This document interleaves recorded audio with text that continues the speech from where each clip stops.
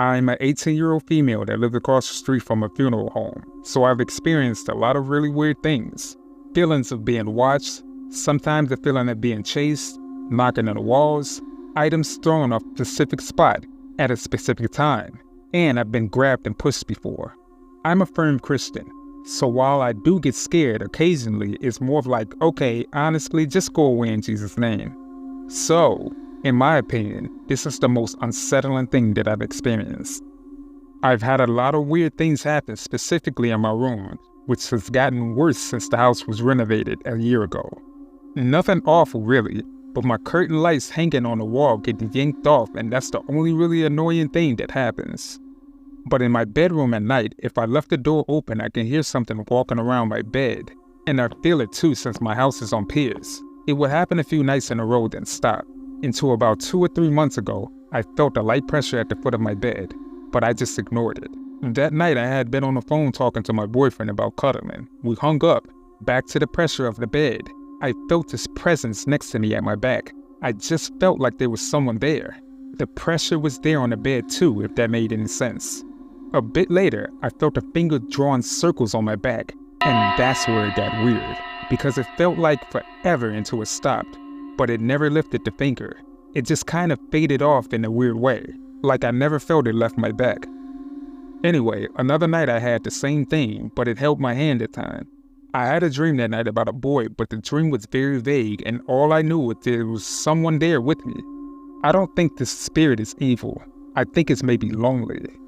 Anyway, yeah, if anyone knows what this might be, or why it's happening, let me know. It stopped recently. Things still move and happen, but it's not awful. I don't think this spirit wants to scare me. It doesn't feel evil like I felt with other things. What could this spirit be, or should I be concerned?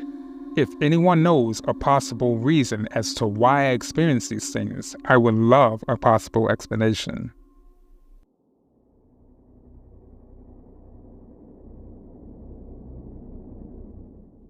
When I was 21, I moved into a house with a few of my friends. We all worked at the STC in Colorado. I worked second shift and my roommates worked the graveyard. When I get home around 1 a.m. in the morning, I would grab a beer, my bong, my stash, and a lighter, sit down on the couch, and then decompress. One day, one of my roommates got crazy and pulled a gun on me and actually fired a shot into the floor. I kicked him out of the house, and this is when things started happening. When I got home from work, I made sure all of the bedroom doors were closed, sat down with my stash, and opened the beer. I haven't even taken a sip when I noticed the master bedroom door was open. I said a bad word and I got up and closed it. I sat back down, looked up again, and this time the door opened and I watched a woman dressed in a white nightie with dark hair walked out of the room and stood into the hallway. I'm not sure if I heard her voice with my ears or in my head, but I heard her say thank you. She smiled, then turned and walked into the bedroom and the door closed. I sat there dumbfounded as to what I just saw, jumped up and went into the bedroom and turned on the lights. No one was there. I searched the rest of the house. Nobody was there, but still the hairs on the back of my neck stood up. I went back to my couch and I got my buzz on. In the morning, my other roommates came home and I told them about it. Turns out the landlord's wife killed herself in the house 5 years previously, so I did hear and see a ghost. After that, I left my stuff on the living room table, like my bong, weed, lighter, and would wake up and the bong would be in the fridge, the weed would be in the spice drawer, and the lighter would be in the junk drawer. It seemed like she didn't like clutter. That went on until I moved out a year later. Always wanted to know, how did things move? Did the bong float in the air like Bewitched, or just appear in the fridge? I tried to stay up many times to witness it, but I always fell asleep. After that, I seemed to draw spirits to me, and there are many more stories to tell.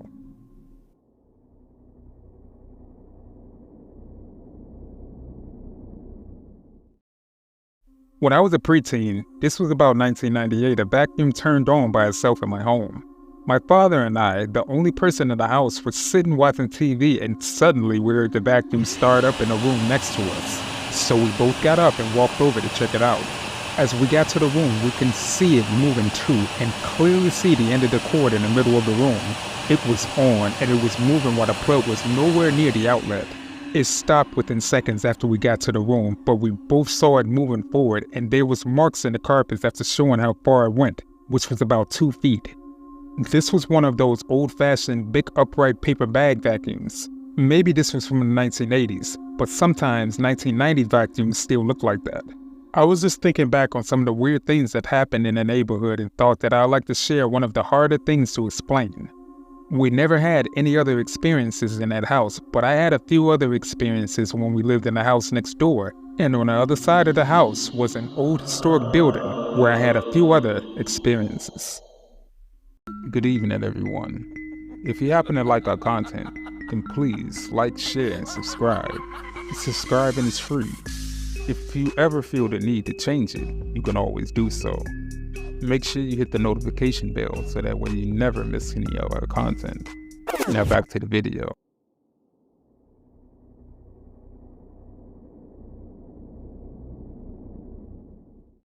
If you ask the dead to visit you, they just might take you up on that offer.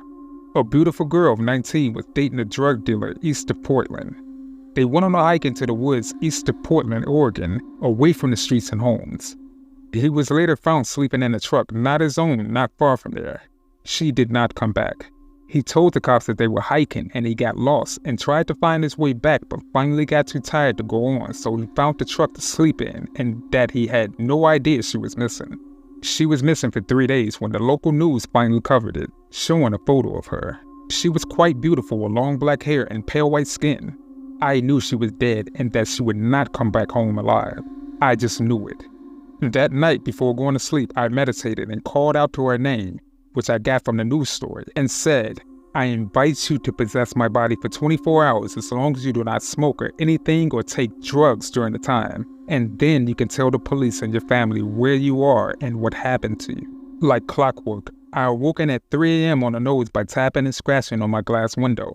I looked over at the window and there was a figure of a girl with long jet black hair and pale skin tapping and scratching at my bedroom window. I was absolutely petrified. I was so scared I couldn't even move. She just kept on tapping and scratching at my window. My blood seemed to run cold. And no, this was not a dream. She kept this up to what seems like a very long time, but this was probably no more than 10 minutes. I seen the girl's photograph in the news story on the television, so I knew it was her. Why didn't I go to the window and open it and speak to her? Why? Because I was scared out of my wits. I was paralyzed with fear.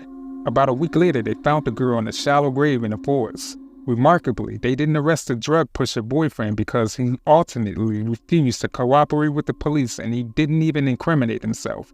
And they had no evidence he did it other than they were highly suspicious he did. But suspicion is not evidence. Do I regret not opening the window and speaking with the dead girl? Yes, I do. I should have followed through with my offer.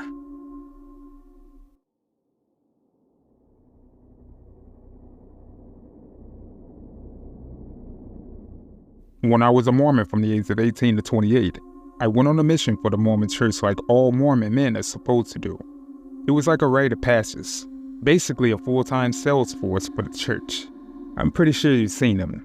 White shirts and ties, usually riding bikes, knocking on doors, trying to get people to believe in angels giving gold tablets to a farm boy named Joseph Smith. Not much luck though. It was like trying to sell yellow snow to Eskimos. They just weren't buying it.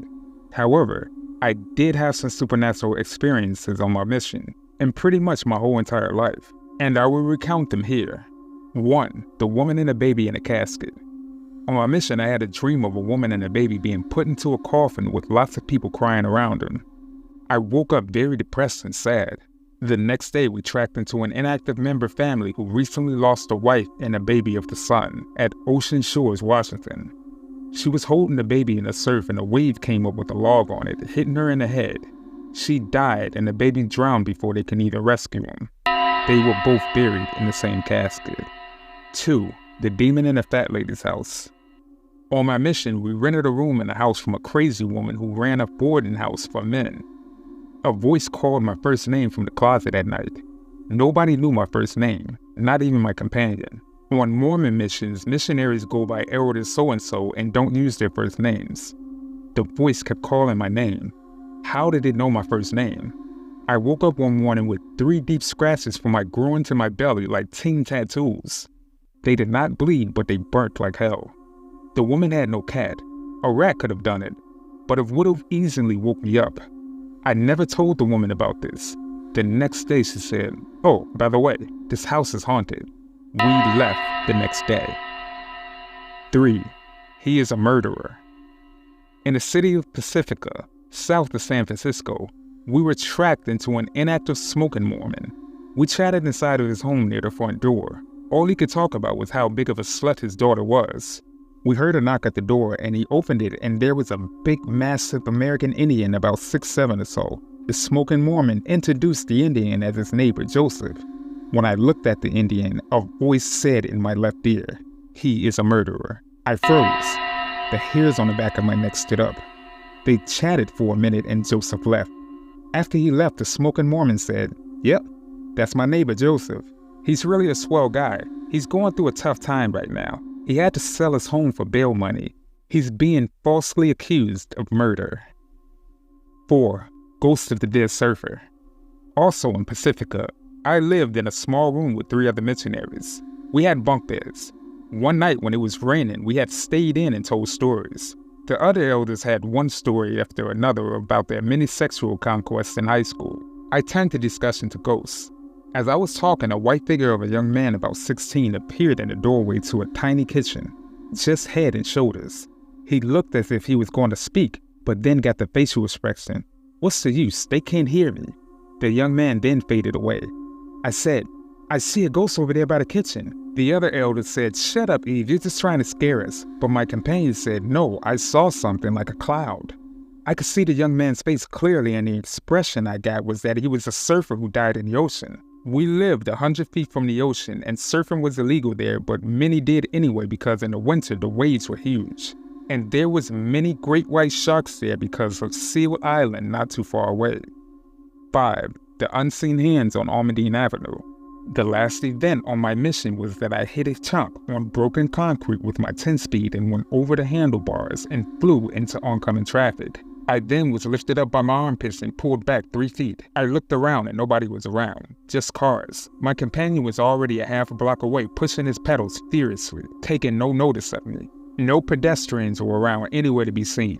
A car ran over my front tire of my bike just as I was being pulled back. Had I not been pulled back 3 feet, the car would have ran over my upper body, perhaps my head. That was not the first nor the last time that unseen hands saved me from death or great bodily injury.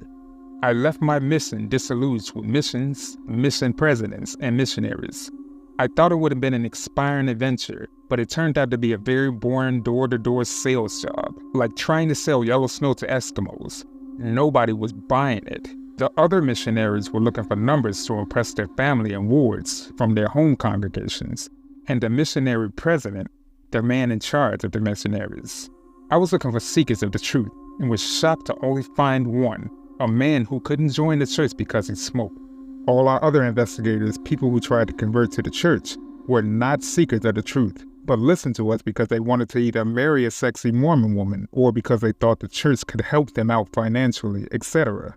Very disappointing, disillusioning. But I did have those paranormal experiences. I eventually resigned from the Mormon church and became the follower of a miracle-working prophet from Lebanon.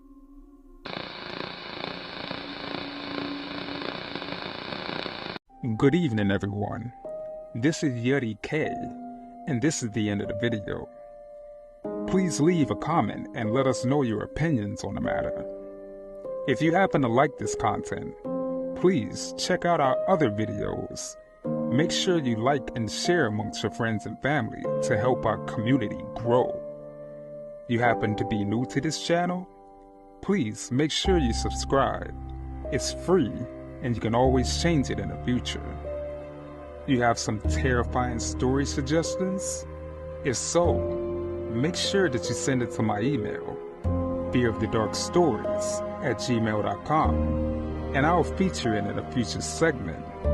But you guys stay safe out there, and remember to always be afraid of the dark.